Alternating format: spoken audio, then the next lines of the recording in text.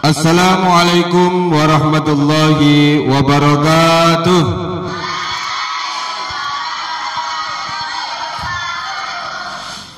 Anak-anakku semuanya, para peserta Pondok Ramadan, santriwan santriwati yang berbahagia.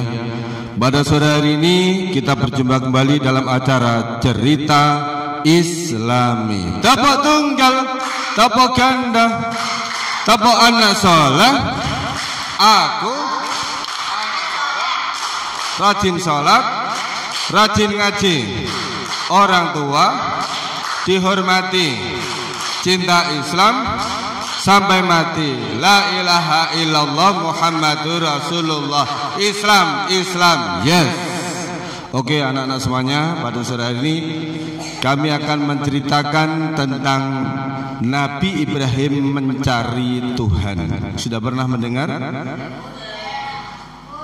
Nabi Ibrahim itu ketika masih kecil, beliau adalah dilahirkan di negara Babylon yang saat itu dipimpin oleh raja yang bernama Raja Namrud.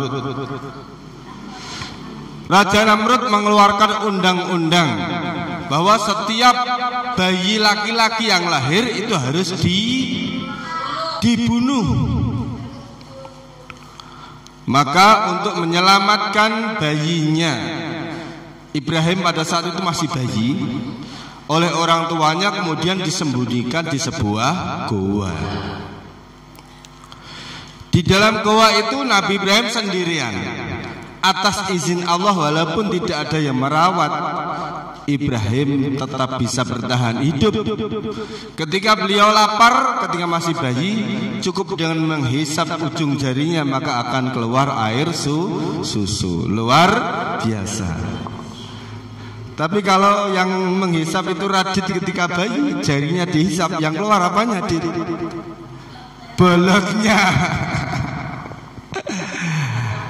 Nabi Ibrahim ketika bayi begitu. Jadi di dalam goa itu walaupun tidak ada yang merawatnya, beliau masih tetap hidup atas izin Allah. Ketika beliau lapar, beliau menghisap ujung jarinya maka keluar air susu. Sehingga beliau tetap bisa tumbuh dengan baik ya. Kemudian ketika beliau menginjak remaja, Nabi Ibrahim melihat keadaan kaum pada saat itu. Kaum pada saat itu yang disembah apa aja? Berhala atau patung. Nabi Ibrahim sejak kecil oleh Allah sudah dijaga dari perbuatan-perbuatan jahat, perbuatan maksiat, sehingga beliau Nabi Ibrahim itu tidak percaya dengan Tuhan-Tuhan patung itu. Ya. Maka dalam hati Ibrahim itu ketika masih remaja timbul pertanyaan besar. Siapa sih sebenarnya Tuhan itu? Siapa Tuhan itu? Jadi ada pertanyaan besar. Kalau sampean kan enak, sejak itu sudah diajarkan Tuhan itu Allah dan seterusnya, ya tak? Nabi Ibrahim tidak, kan hidup sendirian di gua sejak kecil, ya. Maka ketika Nabi Ibrahim itu keluar malam hari melihat bintang. Pada saat malam hari gelap dulu kan belum ada listrik, belum ada ya. Ketika ada bintang, Nabi Ibrahim melihat, wah ini Tuhan ini, kok bercahaya begini ya. Kemudian setelah malam habis, bintangnya hilang, ya dah. Pagi hari bintang masih ada apa enggak? Hilang. Ketika bintang hilang, Nabi Ibrahim, wah enggak mungkin kalau Tuhan itu enggak mungkin hilang. Saya tidak suka yang hilang, yang tenggelam-tenggelam seperti itu enggak suka. Berarti itu bukan Tuhan. Kemudian besoknya lagi keluar malam hari melihat bulan. Wah, ini Tuhan, ini bulan. Lebih besar dari yang kemarin ini, ya. Kemudian ketika pagi datang, bulan pun juga hilang. Nabi Ibrahim kemudian berkata, saya pasti akan tersesat jika Tuhan yang sebenarnya tidak memberi petunjuk kepadaku. Berarti bulan itu berarti bukan Tuhan. Kemudian Nabi Ibrahim keluar lagi dari gua pada siang hari, melihat matahari. Wah, ini lebih besar lagi ini. Wah, ini Tuhan ini. Maka ketika malam datang, matahari pun juga tenggelam. Oh, berarti juga bukan Tuhan. Akhirnya Nabi Ibrahim bisa menyimpulkan dari bintang itu bukan Tuhan, bulan juga bukan Tuhan, matahari juga bukan Tuhan. Kemudian Tuhan itu berarti siapa? Tuhan berarti adalah yang menciptakan bintang, yang menciptakan bulan, yang menciptakan matahari, dan yang menciptakan alam dunia seisinya. Maka dalam doa iftitah kita pasti sering membaca. Kemudian Nabi Ibrahim, inni wajjahtu wajhiya lilladzi fataras samawati wal ard hanifan musliman wa ma ana minal musyrikin.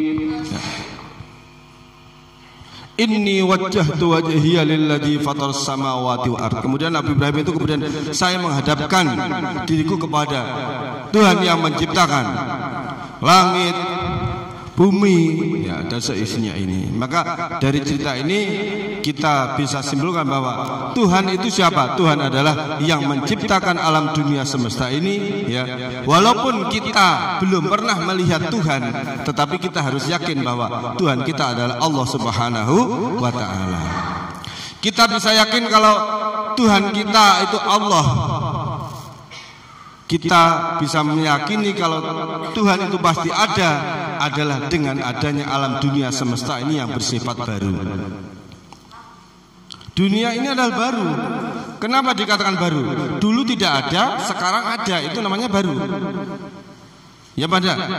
Misalnya kamu nggak punya tas, dibelikan orang tuamu baru datang. Dulu kan nggak punya tas, sekarang punya tas, berarti baru. Dunia ini dulu tidak ada.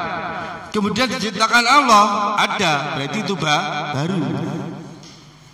Ya tak? Barang kalau baru itu berarti ada yang menciptakan. Kalau dulu tidak ada, sekarang ada, berarti ada yang menciptakan. Tidak mungkin ada dengan sendirinya. Alpin dulu tidak ada, kemudian ada, berarti ada yang menciptakan. Ciri-ciri benda baru yang pertama adalah dulu tidak ada, sekarang ada. Ciri yang kedua adalah benda baru itu bisa berubah, bisa rusak. Asalnya kamu itu kan kecil bayi, ndak gede, dewasa, ndak tuwek, terus ojo mati atau mati. Itu namanya benda baru. Kamu itu benda baru. Semua selain Allah itu baru. Ya, semua selain Allah itu baru. Bahkan kopiah seperti ini pun, ini juga baru ini. Ya, karena dulu tidak ada, sekarang ada. Dan kopiah itu bisa berubah. Asalnya hitam, sekarang menjadi merah. Nah, itu berarti berubah. Ciri berikutnya, benda baru itu apa? Kalau benda baru itu bisa rusak, bisa berubah, berarti ada yang merubah, ada yang merusak. Terakhir, ciri benda baru itu bisa mati. Ya, ciri benda baru itu bisa mati. Benda mati bisa rusak. Ya, maka kita yakin dengan adalah alam dunia ini yang bersifat baru, maka kita yakin bahwa ada Tuhan, ada Allah. Ya, walaupun kita belum pernah ketemu Allah, tetapi kita yakin bahwa Tuhan kita adalah Allah. Allah pasti ada karena dengan adanya alam semesta yang bersifat baru. Bisa dipahami ya? Tapa tunggal, tapa ganda. Kamu jangan menyangkal bahwa setiap apa yang belum kamu ketahui itu pasti tidak ada. Tidak, jangan begitu.